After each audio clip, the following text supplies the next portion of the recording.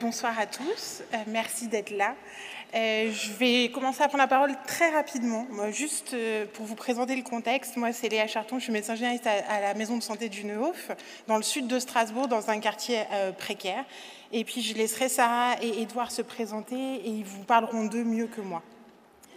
Donc la maison de santé, c'est ce petit cube gris un peu triste à la base d'une tour, très triste aussi, mais dans un quartier assez vivant. Nous, on était la première et la seule maison de santé dans la première phase de l'expérimentation SECPA. On a participé à la création du cahier des charges SECPA. On est une structure assez identifiée. On fait de la lait vert depuis longtemps. On n'a pas attendu SECPA. On faisait ça avec du bricolage et SECPA nous a apporté un peu de sécurité financière jusqu'à présent. En mars 2025, on ne sait pas ce qui se passera. À Strasbourg, une ville qui représente 26% de précarité financière. Donc, on fait partie des grosses mégalopoles les plus précaires de France. La maison de santé, oui, elle est vétuste. Parfois, il y a le ciel qui nous tombe sur la tête. Heureusement, il n'y a pas de patients en dessous. Mais on est nombreux et on est surtout unis derrière un projet de santé qui a du sens et qui nous tient à cœur. On est une quarantaine, dont 13 salariés, tous salariés sur SECPA. Donc vous imaginez dans quel état on est d'angoisse de ne pas savoir ce qui arrive demain, quoi.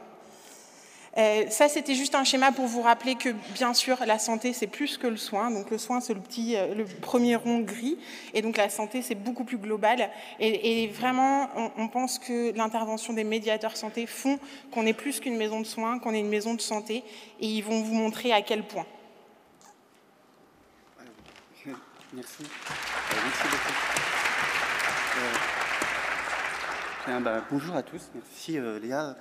Alors avant tout, en fait, je voulais dire qu'on est ravis, on est même très flattés d'avoir été invités pour vous présenter un peu notre expérience de médiateur et de médiatrice accueillante. Moi, je m'appelle Edouard Castel, médiateur santé. Je laisse aussi ma collègue se présenter. Bonjour à tous, moi c'est Sarah, médiatrice accueillante à la maison de santé également. Ah oui, d'accord. Alors, médiateur santé, alors on voit que ça reste une profession relativement récente dans le paysage de la santé et du soin. Et alors, mais qu'est-ce que c'est que ces bestioles, en fait? Alors, je vais essayer d'en donner un peu des contours très synthétiques, et après, je développerai plus tard en prenant, en fait, des situations. Alors, comme j'aime à présenter, en fait, médiateur, c'est deux volets. Premièrement, c'est de l'accompagnement individuel des personnes, des patients qui nous sont très souvent orientés par les médecins, mais aussi ça peut être des habitants du quartier qui viennent parce qu'ils ont entendu parler de la présence de médiateurs. L'accompagnement, ça va être sur des démarches essentiellement administratives auprès d'organismes comme l'assurance maladie, la CAF, le droit au séjour avec la préfecture, mais ça va être aussi le handicap avec la MDPH. Ça va être aussi pour les personnes âgées, les pensions de retraite, avec du coup l'assurance retraite.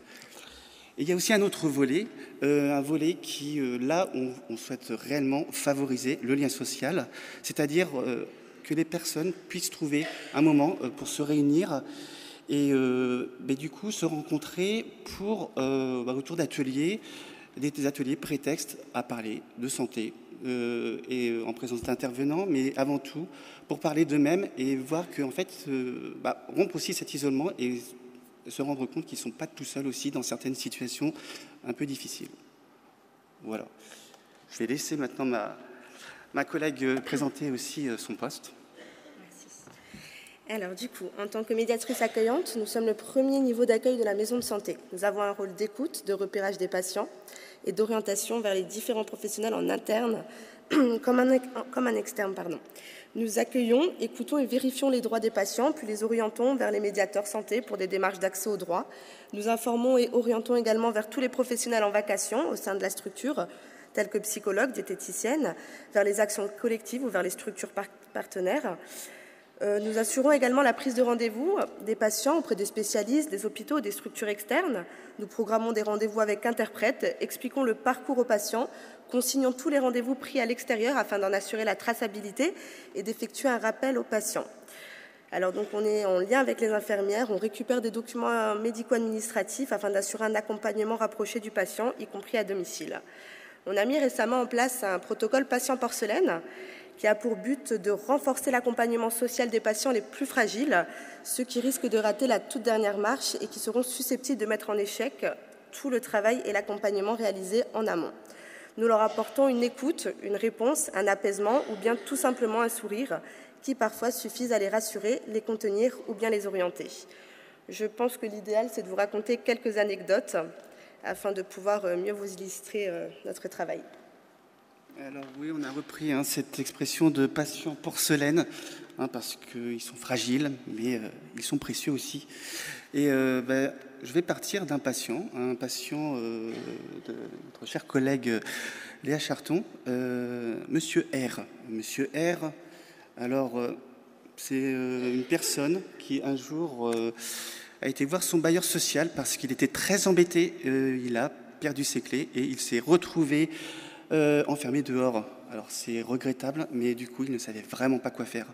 À ceci, le bailleur lui a dit qu'il ne pouvait rien faire et qu'il fallait se débrouiller. Alors le monsieur, dans ce quartier, il était vraiment perdu. Alors je précise aussi que c'était évidemment une personne isolée.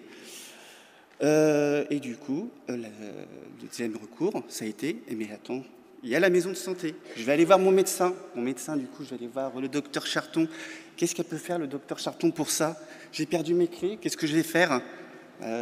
Écoutez, je vais voir. Il semblerait que nous ayons des médiateurs dans cette maison de santé. On va aller voir s'il peut faire quelque chose et s'il est disponible. Alors, fort heureusement, oui, j'avais un peu de temps à lui accorder à ce monsieur. Et du coup, on a fait en fait des choses qui semblent banales, courantes du quotidien. Et du coup, ça a été de faire le point, de chercher un serrurier, de faire un comparatif, d'en appeler 3 et de prendre celui qui pouvait en tout cas répondre au mieux à ses attentes. Et fort heureusement, on a eu une personne très sympathique qui a pu le sauver, en tout cas de lui éviter de dormir autre part que dans son appartement. Voilà. Alors, j'avais aussi un autre monsieur R, et je vais rester sur le même médecin. Du coup, monsieur R, et là, j'avais envie de dire que finalement, c'est un médecin qui ne manque pas d'air. Oui, du coup... Voilà, du coup, ça, c'était le point humour de cette intervention. Et du coup, et j'arrête de faire de l'ombre à Raymond DeVos, monsieur R, du coup, c'est une personne qui avait des gros soucis de consommation d'alcool et de stupéfiants. Il s'est retrouvé dans une instance de séparation avec sa compagne et s'est retrouvé au fin fond, dans la cave de son immeuble. C'était plus possible de vivre avec cette compagne. Du coup, on peut dire que concrètement et symboliquement, il était vraiment au bout, au fond, tout en bas. Il a fallu, du coup, trouver des leviers. Comment on fait dans ces cas-là? Écoutez, nous, en tant que médiateurs, nous, en fait, on n'a pas non plus, on n'a pas des tours de magie, en fait, par rapport à ça. On va juste s'appuyer sur ce qui existe et on va juste essayer de détricoter, reconstruire les choses et de partir de la cave et de remonter l'escalier, de voir ce qu'on peut faire, mais tout simplement en faisant le lien avec les organismes, CAF, droits sociaux. Donc ça a été du RSA, ça a été aussi lien avec la MDPH parce que monsieur aussi avait une allocation adulte handicapé. Ça a été ensuite surtout, ce qui a été le plus salvateur, c'était de lui trouver un logement. Du coup, tout ce qui est demande de logement social, oui, ça a pu être très concluant et on peut dire qu'aujourd'hui, alors je ne vous dis pas que ça a pris une semaine, ça, on peut l'étaler sur 2 à 3 ans et c'est une personne maintenant on peut dire qui va mieux finalement, qui participe aussi, qui reprend des activités qui sont proposées à la maison de santé, animées par notre infirmière notamment à travers de l'activité marche. Mais et un des signes finalement qui nous fait dire qu'aussi ça va mieux, c'est que c'est une personne qui avec son logement maintenant héberge aussi des amis qui sont à la rue. Alors la dernière en personne, ça a été, oui, il était venu voir le secrétariat médical. Et en demandant, mais alors, il n'y a pas un médiateur là pour aider cette personne? Et du coup, voilà, c'est ça ce qu'on peut se dire comme signe, c'est que maintenant aussi ces personnes sont aidantes envers d'autres personnes. Et là, je vais passer, je passe le relais aussi à ma collègue pour qui va développer aussi tout l'axe, toute la partie activité collective. Merci. Alors, nous repérons les patients porcelaine avec des critères d'identification tels que patients isolés, patients à risque, patients agressifs et d'autres encore.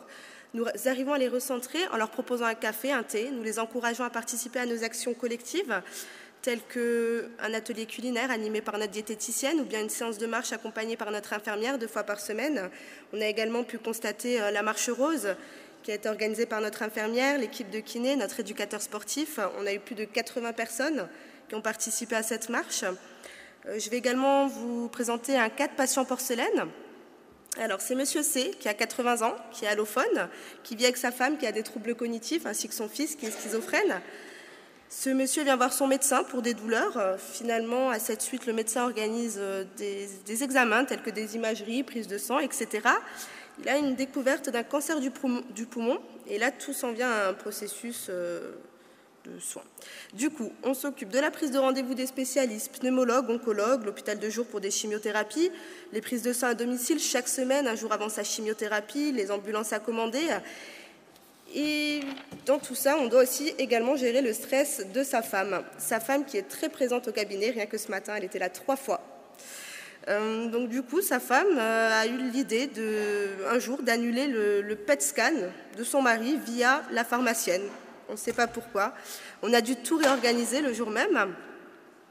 Ou bien madame qui décide également que son mari doit stopper sa chimiothérapie pour l'accompagner refaire sa dentition en Turquie. Donc là aussi, on doit la convaincre de ne pas partir. On a également un autre patient qui a voulu, Monsieur M, qui a voulu intégrer une cure. Monsieur M n'a pas de téléphone, n'a pas d'accès, n'a pas d'ordinateur, n'a pas d'accès à Internet. On organise du coup, on remplit un formulaire afin que Monsieur M puisse accéder à cette cure. Le directeur de cette cure souhaite que durant 2 semaines, le patient honore des rendez-vous téléphoniques. Donc de là, je décide de chercher Monsieur M avant chaque rendez-vous, toutes les 2 semaines à son domicile, en plein milieu du quartier, au 5e étage, sans nom sur la sonnette. Je toque, Monsieur M sort et puis là, on lui met une salle pour qu'il puisse honorer ses rendez-vous téléphoniques. Et grâce à tout ça, il va pouvoir, au bout d'1 an, accéder à sa cure la semaine prochaine. Donc voilà. Pardon ? Il sort en caleçon. Oui, et il sort en caleçon. Je précise. Voilà, donc voilà comment se crée un parcours de soins à la maison de santé du Neuf afin de pouvoir accompagner au mieux nos patients.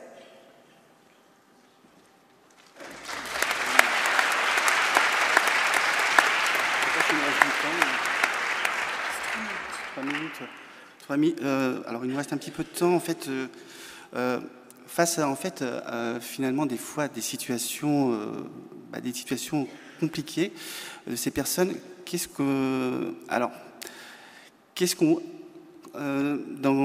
Comment faire pour aller au-delà, finalement, de l'accompagnement ponctuel ou juste remplir des CERFA et des papiers, enfin toutes sortes de démarches administratives. C'est-à-dire comment autonomiser la personne. Parce qu'en fait, c'est ça.